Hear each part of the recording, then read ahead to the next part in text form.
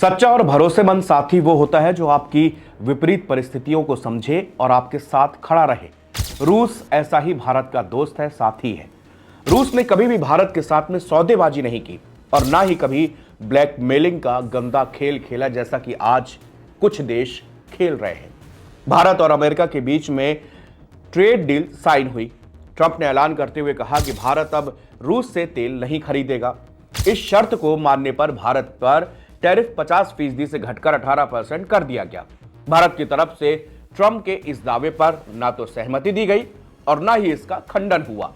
इसके बाद अब चिंता यह सता रही थी कि क्या इससे रूस और भारत के संबंधों पर फर्क पड़ेगा, क्योंकि इतिहास हमेशा हमको सिखाता है और इतिहास ने हमें यह सिखाया है कि रूस ने हर मौके पर भारत का साथ दिया और अमेरिका ने हर मौके पर भारत को रोकने की कोशिश की। इसलिए डर जायज था कि कहीं भारत के साथ रूस के संबंध ना खराब हो जाएं।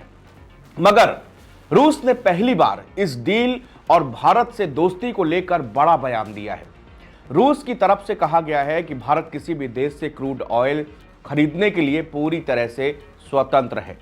रूस के प्रवक्ता दिमित्री पेस्केव ने कहा है कि रूस कभी भी भारत का एकमात्र ऊर्जा साझेदार नहीं रहा और आपूर्ति में बदलाव को असामान्य या गलत नहीं माना जा सकता। भारत एक स्वतंत्र देश है। हम अपनी ऊर्जा नीति के हिसाब से अपने तेल खरीदते हैं। भारत किसी एक देश से तेल नहीं खरीदता। भारत कई देशों से तेल आयात करता है। हां, अभी तक सबसे ज्यादा कच्चा तेल रूस से भारत आयात करता है, क्योंकि भारत और रूस दोनों को इस डील से फायदा है। भारत को दुनिया में सबसे कच्चा तेल रूस देता है। दूसरी बात आती है क्वालिटी की। रूस से आने वाले तेल की क्वालिटी अमेरिका और बाकी देशों की तुलना में बहुत बेहतर है, जिसे रिफाइन करना आसान होता है। रूसी विदेश मंत्रालय की प्रवक्ता मारिया जखारोवा ने रूस और भारत के बीच हाइड्रोकार्बन व्यापार जारी रखने की बात कही। उन्होंने कहा कि भारत की रूसी हाइड्रोकार्बन की खरीद दोनों पक्षों के लिए फायदेमंद है। ये वैश्विक ऊर्जा बाजार में स्थिरता बनाए रखने में मदद करता है। हम अपने भारतीय मित्र और साझेदारों के साथ निकट सहयोग जारी रखने के लिए बिल्कुल तैयार हैं। इसी बीच रूस के ऊर्जा विश्लेषकों ने कहा है कि भारतीय रिफाइनरों के लिए रूसी क्रूड को पूरी तरह से बदलना व्यवहारिक नहीं है।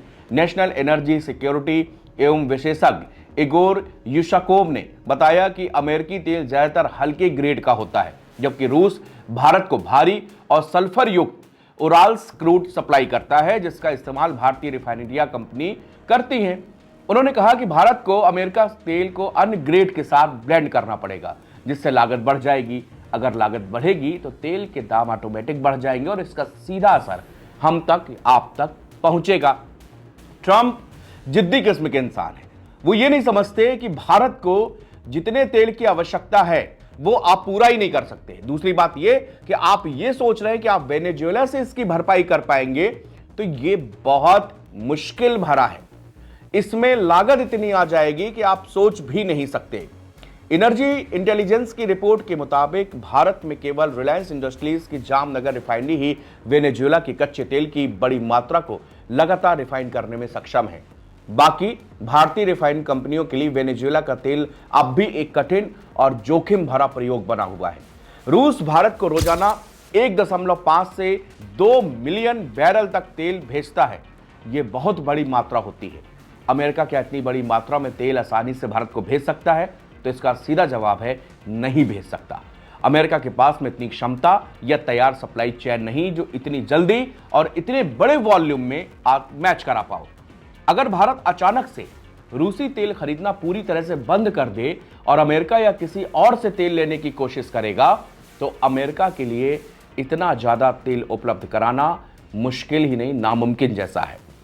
इससे भारत के तेल की कमी हो सकती है या कीमतें बहुत बढ़ सकती हैं। युशकोव ने कहा कि यह इतना आसान नहीं है।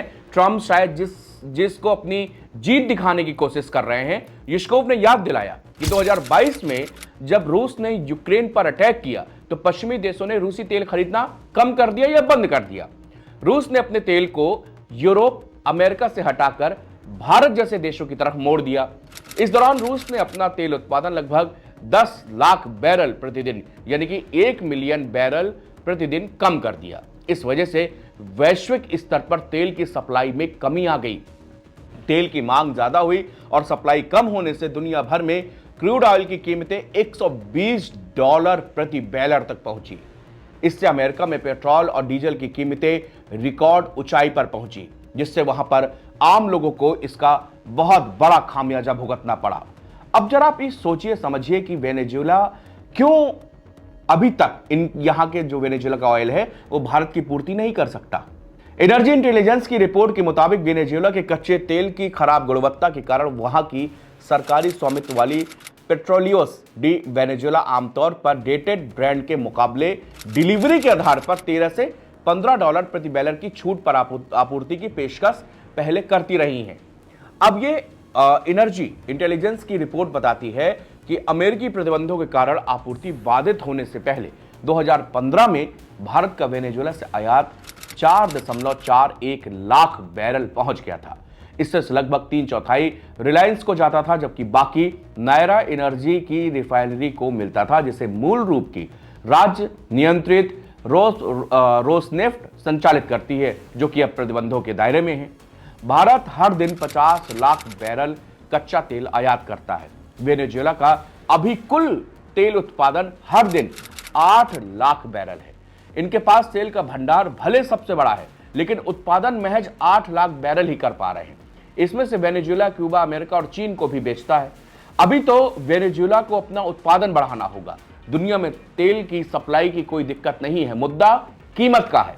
वेनेजुएला पहले 40 लाख बैरल हर दिन तेल का उत्पादन करता था, लेकिन अभी उनके पास इतना बड़ा इंफ्रास्ट्रक्चर ही नहीं है। इस स्तर तक पहुंचने में निवेश की जरूरत होगी और लंबा समय यानी कई साल लगेगा। अनुमान यह है कि हर दिन 30 से 40 लाख बैरल तेल उत्पादन करने में वेनेजुएला को कम से कम 5 साल लग जाएंगे। ट्रंप का 1 साल बीत गया है, 3 साल और बचे हैं। यानी अगर ट्रंप ये हसीन सपना देख रहे होंगे कि वेनेजुएला का लाभ उन्हें मिल पाएगा, तो ये इम्पॉसिबल है। दिसंबर 2025 में भारत रूस से तेल खरीदने में तीसरे नंबर पर आ गया। तुर्की दूसरे नंबर पे है और तुर्की 2.6 बिलियन यूरो का तेल खरीदा। भारत ने दिसंबर में रूस से 2.3 बिलियन यूरो यानी कि लगभग 23,000 करोड़ रुपए का तेल खरीदा। नवंबर में भारत ने 3.3 बिलियन यूरो यानी कि करीब 34,700 करोड़ रुपए का तेल खरीदा। चीन अब भी सबसे बड़ा खरीदार बना हुआ है। उसने दिसंबर में रूस से 6 बिलियन यूरो यानी कि करीब 63,100 करोड़ रुपए का तेल खरीदा। भारत की खरीद कम होने की सबसे बड़ी वजह रिलायंस इंडस्ट्री रही है। रिलायंस की जामनगर रिफाइनरी से रूस से तेल खरीद करीब कम से कम आधी कर दी है। पहले रिलायंस की पूरी सप्लाई रूस की कंपनी रोसनेफ्ट से लेती थी, लेकिन अमेरिका के प्रतिबंधों के डर से अब कंपनियां रूस से तेल कम खरीद रही हैं। रिलायंस के अलावा सरकारी तेल कंपनियों ने भी दिसंबर में रूस से तेल करीब 15% तक कम कर दिया है। इसी वजह से भारत जितना भी तेल रूस से कच्चा तेल आयात करता है, उसमें कुछ परसेंटेज में कमी आई है। लेकिन अभी ये जो ट्रंप के जो दावा कर देना है कि रूस से भारत बिल्कुल तेल नहीं खरीद रहा, वो अभी गलत है, या फिर अभी तक इस पर कोई भी स्पष्टीकरण किसी की तरफ से नहीं आया। रशिया ने बार बार कहा है कि अभी तक हमको ऑफिशियल तौर पर इसकी जानकारी नहीं दी गई। भारत की तरफ से भी अभी तक ना तो ये कहा गया है कि ट्रंप जो कह रहे हैं वो सही है, ना ही ये कहा गया है कि जो ट्रंप कह रहे हैं वो गलत है। लेकिन वैश्विक स्थितियों को देखते हुए रशिया ने भारत के ऊपर जो भरोसा जताया है वो अतुलनीय है, क्योंकि इस मौके पर जबकि रूस और यूक्रेन का युद्ध छिड़ा हुआ है, और दूसरी चीज कि रूस पर दुनिया भर के सैंक्शंस लगे हैं, दुनिया भर के प्रतिबंधों के बावजूद उसने बहुत बड़ा बयान दिया है कि भारत आजाद है। भारत एक आजाद देश है, उसकी अपनी ऊर्जा नीति है, वो चाहे जहां से तेल खरीदे, इससे हमारे आपसी रिश्तों में कोई वो खराब नहीं होंगे, क्योंकि ये तो बहुत पहले से, और हर देश जो भी इंटरनेशनल देश है वो जानता है कि किसी देश की ऊर्जा नीति वो स्वयं डिसाइड करते हैं, और ये फैसला खुद हिंदुस्तान को करना है, और इससे हमारे रिश्तों पर फिलहाल कोई फर्क नहीं पड़ेगा। शुक्रिया।